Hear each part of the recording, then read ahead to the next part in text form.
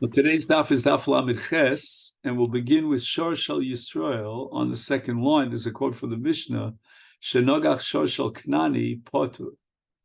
So if our shor attacks his shor, the non-Jew shor, we don't have to pay. But the opposite is just the other extreme. If the shor belongs to a Knani and it attacks a Jewish shor, then it has to pay Nezek Sholem, even if it's a shor tam. So the Gemara raises the following objection. Amri, Mimonavsha. Ehu, when the Torah speaks about a shor shehizik, it speaks about re'eu, shor re'eu, which means that the relationship between the mazik and the nizak in either direction is a relationship of re'eu. And if it's dafka, and it comes to exclude a non-Jew, then in both directions there should be a patur. In other words, we should say the following, that the word re'eu is coming to exclude a shor shal akum, and it matters not whether he is the owner of the attacker or the victim. And therefore, the Knani ki nogach di Yisrael nami liftar. The Torah is excluding, as we said before, in both directions, which would mean that even if the shor belongs to the non-Jew and it attacks a Jewish shor, then it should be potter.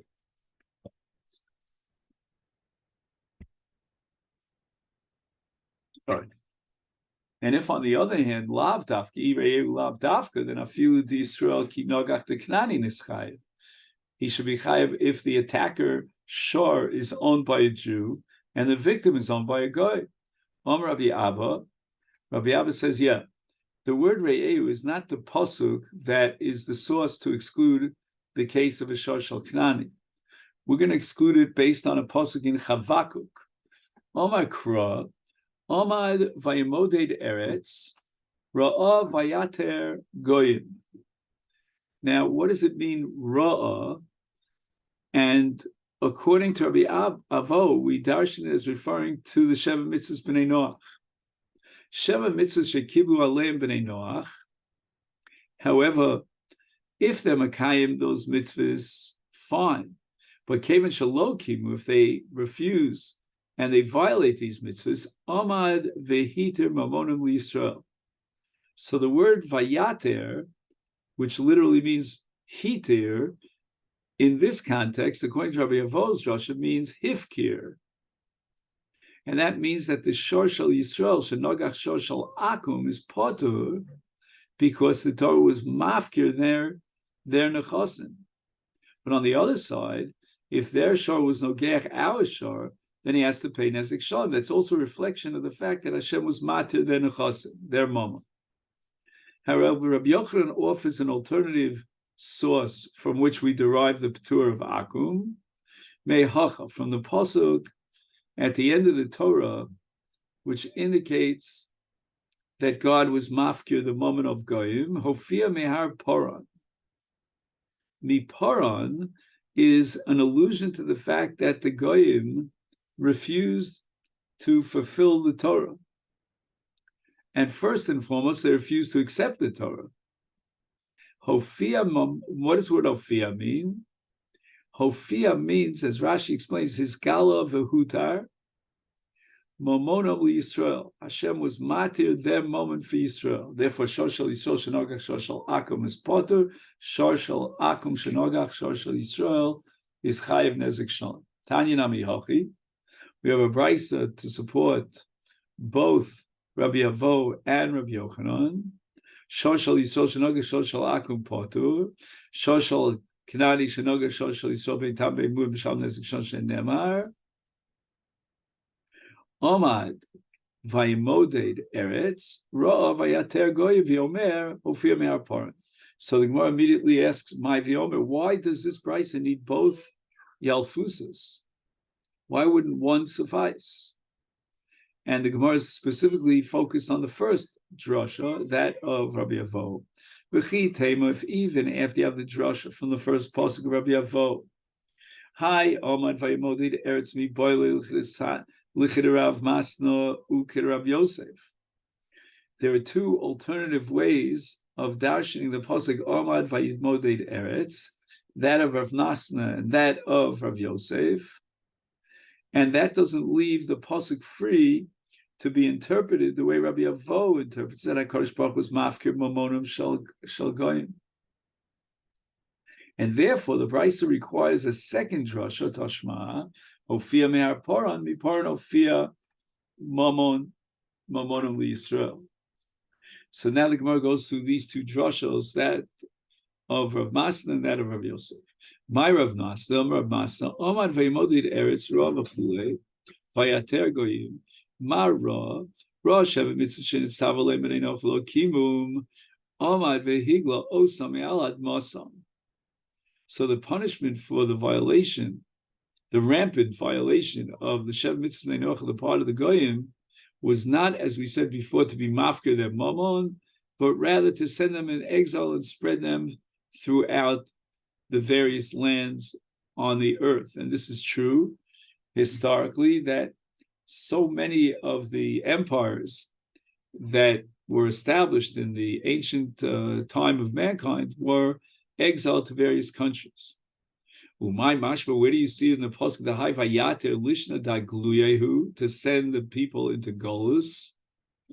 And the Gemara says, Ksiv hacha here in Chavakuk, our pasuk vayater goyim, uksiv hasam in Vayikra Perek Yud Aleph, with regard to sheretz ha'of, which you're allowed to eat, a kosher bird, if it has kraim, and it says l'nater bahem al ha'aretz. And what does that mean, l'nater bahem al ha'aretz? For that we look into Targum Onkelos, and in Targum he says l'kafatza behon al ara. So the word l'nater means likvots, to jump from the makom where he was, where he stood. And here too, in the pasuk in Chavakuk, vayater goyim means hikpitzam. God caused them to, so to speak, jump from the place they stood and sent them into exile. Umay Rav Yosef, what is the Josh of Yosef on Omad Vayimoded Eretz? The Omar of Yosef, Omad Vayimoded Eretz, Ra v'chulu vayater goyim ma ra'a, Ra shev mitzvah kibul alei menei nochlo kibmum, Omad v'tirim lahem, which literally means that Hashem was matir the seven averos, the seven mitzvahs.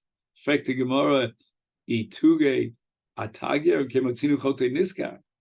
Are you going to tell me that because the Umas Ha'olam accepted the mitzvahs and then they violated them, therefore Hashem was matir them and He won't punish them anymore? It's crime pays. How do we interpret the fact that they will receive their onish, and yet it says hitiram lomar shafilu mekaymin osam ein mekabel aleim sachar? Certainly, no doubt about it, they'll be punished for the violations in the past, and if they fulfill the Sheva Mitzvah Enoch in the future, they will not receive reward. And the reason for that is because Hashem was matir the seven mitzvahs b'nei Noach.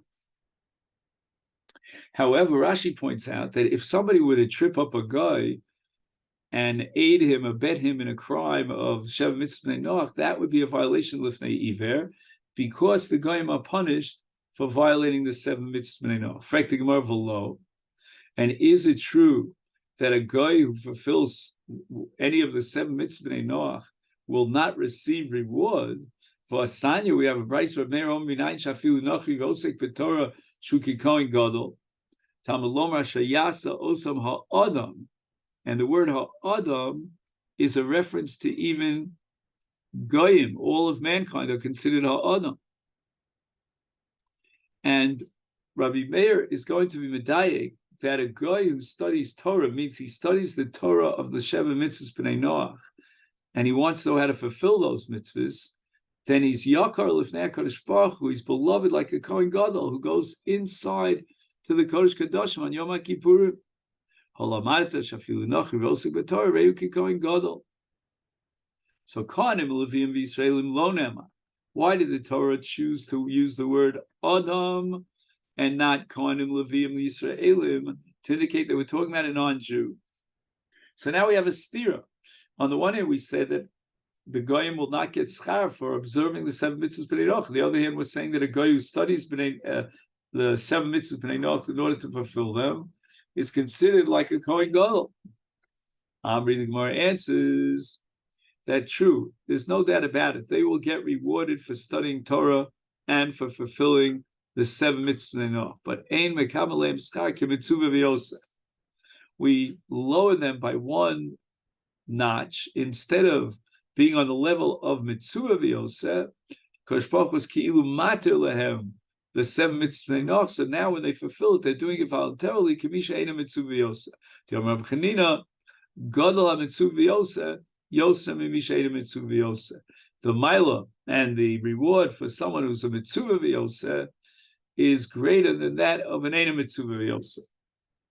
And that mile of a mitzvah v'yosef was taken away from the goyim. Tana Rabbanon, we have a brisa which is going to talk about a maisa of Shor Shel Knani. Kvar Sholcha Malchus Romi Shnei Sridiotos. Sratiot is a pocket of the king. Eitzel Chachma Yisrael, and they said Limdum Toraschem. Limdunu, teach us your Torah. In other words, they were willing to accept the Torah. Karu v'shanu v'shilshu, they reviewed the Torah over and over again. And v'shas p'tirasan, when they were ready to go back to Malchus Romi after studying at the feet of the Chachmei Yisrael, Amru lahem, these leaders of the non-Jewish Roman world turned to the Chachmei Yisrael and they said, "Dikdaknu b'kol toraskem emesu." We accept the Torah as being true, but there's one part of the Torah, one little paragraph that we cannot accept. Chutz midover zeh shatem omrim shor shel Yisrael shenoga shor shel Kanani poter, and shel Kanani shenoga shor shel Yisrael bein tam bein muad mishan nezek sholem miman afshal ireu dafka zafilu Kanani ki nogach Yisrael poter. If a shor shel Kanani is no gech, a shor shel Yisrael should be poter because he's not included in reu. V'reu lav dafka afilu Yisrael ki nogach the Knani l'chayev. When a Jewish ox will attack a non-Jewish ox, he should be chayev because reu is lav dafka. You see that the Torah made an impact on them, probably because they were makabel the Torah. And the Gemara and the Brisa concludes by saying the reasoning for this is einon modim osol malchus. That even though there is a reason why Re'eu will not apply to a guy, and therefore if our shores attacks that guy, that shore we're potter, and that's because HaKadosh Baruch was matir mamonam liYisrael, but we're not going to reveal that to the guy because that could create a tremendous response of anti-Semitism, and they're going to say, well, if you're going to be mafker our moment, we'll be mafker your moment. The Gemara tells us that Rav Shmuel Bar Yehuda shchiva lebrata, he never lost the daughter. Amrulei Rabbana, this Gemara that we're learning now is about Nichum Avelim. Amrulei Rabbana li'ula kum nezel ninachme. Ula came from Eretz Yisrael, and the Rabbanon in Bavel invited Ula to join them to be Menachem Rav Shmuel Bar Yehuda. Amar lahu, Ula says to Rabbanon, thanks but no thanks. My isli kaboy, I'm not going to go with you. Your approach to Nichum Avelim is totally distorted. Nachamta de Bavloi digidufahu. The words of Nechama that are classic in Bavel are words of denying Hashem, of Giduf. Tiamri, what do you say when you get into a Beis Avil? You say, "My diefshav l'mavid." What can we do? Nothing we can do about it. It's Gzeras HaKadosh Baruch Hu. Ha'efshar. The implication you're saying is, if we could change this, l'ma'evid, and prevent the death that HaKadosh Baruch Hu wanted, avdei, we would do so. In other words, we're not going to be makabel the din of Shemayim. We have nothing to do. We don't have the power. We have to accept it. But had we had the power, we would change and alter the Gzeira of HaKadosh Baruch Hu. Also, hulachu doi gabe. Once Ula refused the invitation of the Chachamim to join him for the Nicham of Rav Shmuel Bar Yehudi, he went in himself.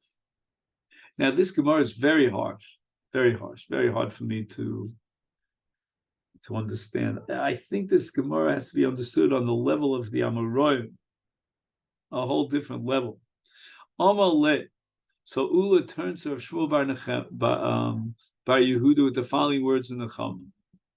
Vayomer Hashem Elai al totzeres Moav ve'al tizkar bam milchama. Why does HaKadosh Baruch Hu tell Moshe Rabbeinu that I don't want you to go out to battle against Moav, and instead battle against Midian, when Midian really was just a spin-off? They were the ones who, not initiated the war against the Jews, but rather were schlepped in.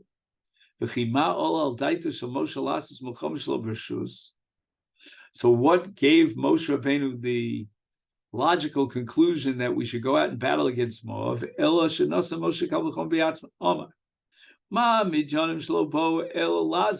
They were the accessories. They were the auxiliary power. They came along to help Moav. But it was really Balak ben Moav who invited Bilam from Midian to come to his aid. But the actual hatred and the initiation of war against the Jewish people was on the part of Moab. And yet, the